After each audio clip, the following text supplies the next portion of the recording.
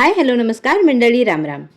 तर पिल्लूची पहिलीच यात्रा असल्यामुळे तिला देवीच्या पायावर घालण्यासाठी घेऊन जायचं होतं. तर माझ्या माहेरचं ग्रामदैवत आहे काळेश्वरी देवी. काळेश्वरी देवीच म्हणजेच मांढर देवी. तर गांजेकुसुंबी गावात तिचं मूळ स्थान आहे. आणि मग काय आम्ही पोहोचलो देवीच्या देवळामध्ये. गावात हे देऊळ आहे छान असं. तर पूजा बांधलेली होती देवीची, त्यामुळे मग पूजेला ओवाळून घेतलं. त्यानंतर तीर्थ घेतलं सगळ्यांनी. इकडं तीर्थ देत होते. तीर्थ घेऊन झाल्यानंतर मग आम्ही देवीच्या पाया पडलो. वर्षातून एकदा येणं होतं गावी यात्रेनिमित्त, त्यामुळे ओटी भरायची होती. तर देवीची ओटीसुद्धा भरून घेतली. त्यानंतर बाकी देवांच्या पाया पडलो, नारळ वगैरे फोडून घेतले आणि मग पिल्लूला जे आहे ते देवीच्या पायावर घालायचं होतं. तर तिला देवीच्या पायावर घालण्यासाठी दिलं. इकडं बघू शकता तुम्ही आमची देवी किती छान आहे, रूप देवीचं सुंदर अशी देवी.